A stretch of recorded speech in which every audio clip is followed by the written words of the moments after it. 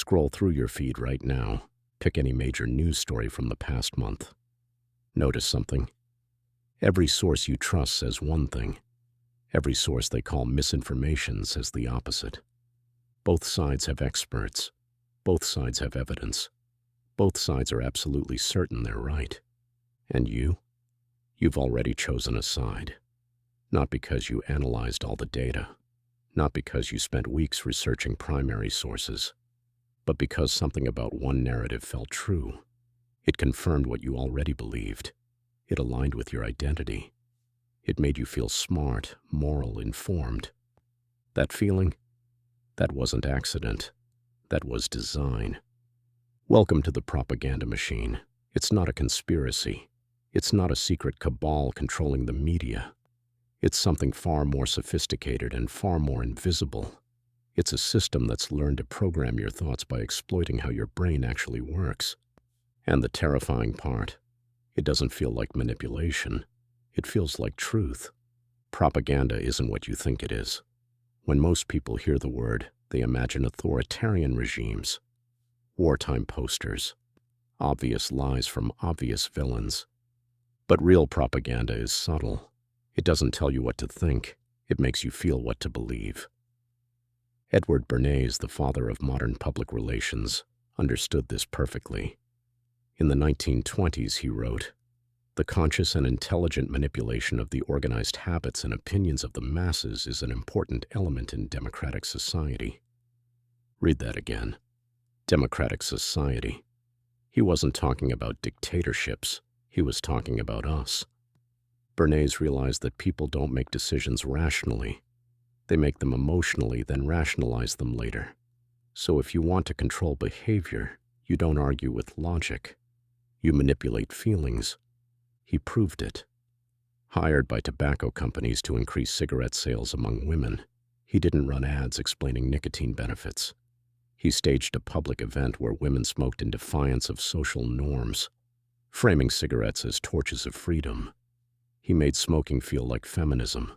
Sales skyrocketed. That's propaganda.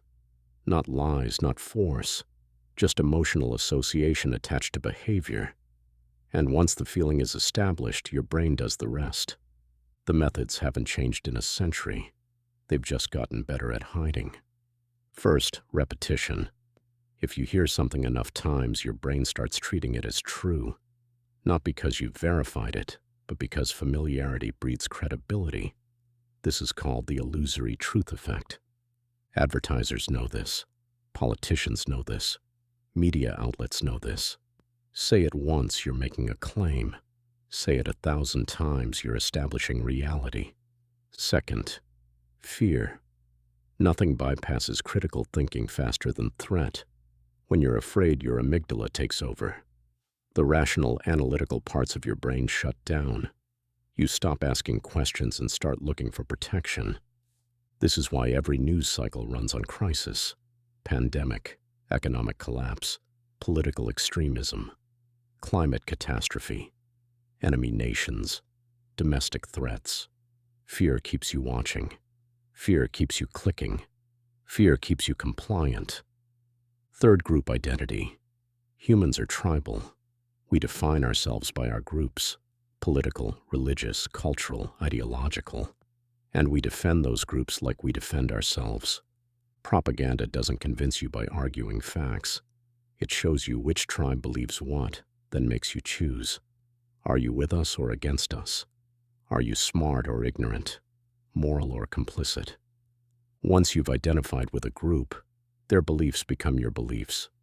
Not through logic, but through loyalty. Disagreeing with the tribe feels like betraying yourself. Fourth, selective framing. It's not about what information you receive. It's about how it's presented. Same event, different framing, completely different emotional response. A protest can be framed as brave citizens fighting oppression or dangerous radicals threatening order. Both could be technically accurate, but the frame determines how you feel. And how you feel determines what you believe. Your brain isn't built for truth, it's built for survival. And survival requires fast decisions based on incomplete information. So your brain uses shortcuts. Heuristics, emotional pattern matching instead of logical analysis. Confirmation bias. You automatically accept information that supports your existing beliefs and reject information that challenges them. It's not conscious, it's neurological. Your brain literally rewards you with dopamine when you encounter confirming evidence and triggers stress when you face contradictory data. This means you're not objectively evaluating information. You're filtering reality through your pre-existing worldview. And propaganda knows this. It doesn't try to change your beliefs. It reinforces them while steering your behavior. Availability heuristic. You judge likelihood based on how easily examples come to mind. If you hear about plane crashes constantly, flying feels dangerous even though it's statistically safer than driving. Media controls what's available in your mind by controlling what stories get coverage. Authority bias. You trust information from perceived experts or institutions without verification. A person in a white coat, a blue check mark, a mainstream outlet. Your brain shortcuts. Authority said it, therefore it's probably true. And effect heuristic. You let your feelings about something determine whether you think it's risky or beneficial. If you like a politician, their policies seem sound. If you dislike them, everything they do seems dangerous. Emotion comes first. Logic follows. Propaganda exploits all of this. It doesn't fight your cognitive shortcuts. It weaponizes them. Now add algorithms. Traditional media was powerful but limited. You could change the channel, turn off the TV, walk away. Modern media doesn't let you walk away. It follows you, learns you, predicts you. Every click, every pause, every share, the algorithm learns what triggers your engagement. And engagement isn't about truth, it's about emotion, specifically outrage. Studies show that content triggering anger spreads faster than any other emotion.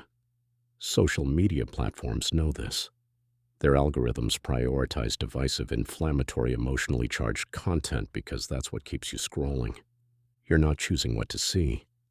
The algorithm is choosing what you see, and it's choosing based on what makes you react, not what makes you think. This creates echo chambers. You're fed content that confirms your worldview, delivered by people who share your identity, framed in ways that validate your emotions. And because everyone in your feed agrees with you, you assume you're right. You assume the other side is ignorant, malicious, or brainwashed.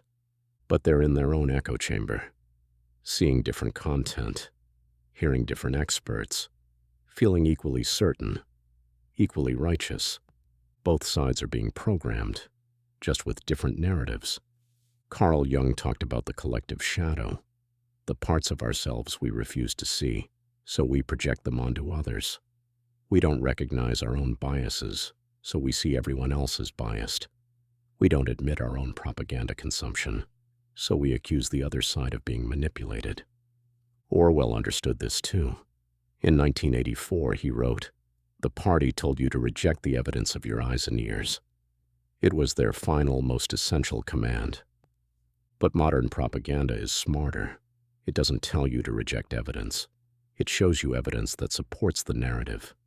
Real evidence, selectively chosen, carefully framed, emotionally amplified. You're not ignoring reality. You're seeing a curated version of it, and so is everyone else. So how do you escape? First, recognize the mechanism. You're not immune to propaganda. Nobody is. Your intelligence doesn't protect you. It just makes you better at rationalizing emotional decisions. Second, notice your feelings. When content makes you feel strongly, outraged, afraid, superior, that's a red flag. Ask, why am I feeling this? Propaganda targets emotion first. Third, seek contradictory sources, not to confirm they're wrong, but to understand their perspective. If you can't articulate the other side's best argument, you don't understand the issue. You understand a caricature. Fourth, question repetition. If you're hearing the same phrase everywhere, threat to democracy, follow the science, fake news, recognize coordinated messaging. Organic truth doesn't need synchronized language. Fifth, trace the incentive. Who benefits from you believing this? Media companies profit from your attention. Politicians profit from your vote. Corporations profit from your compliance. Just because someone benefits doesn't mean they're lying, but it means their truth is motivated. Sixth, sit with discomfort. The urge to immediately share outrageous content. That's propaganda leveraging your emotional reaction. Pause. Verify, think. And finally, accept uncertainty. The need for absolute certainty makes you vulnerable to propaganda. Reality is complex, ambiguous, uncomfortable. If someone offers simple answers to complex problems, they're probably selling something. The propaganda machine isn't going away. It's getting stronger, more personalized, more invisible. But it only works if you're unaware. Orwell also wrote, "Freedom is the freedom to say that 2 plus 2 makes 4. If that is granted, all else follows." Your freedom isn't about rejecting all media. It's about maintaining the ability to think independently despite the noise. Control begins with attention. Freedom begins with awareness. You can't avoid the propaganda machine, but you can recognize when it's running. And recognition, clear, uncomfortable, honest recognition, is the first step toward resistance. Not resistance through ignorance, not resistance through ideology, resistance through consciousness. Because the most dangerous propaganda isn't the lie you reject. It's the narrative you never questioned in the first place, the one that feels like truth, the one you're defending right now.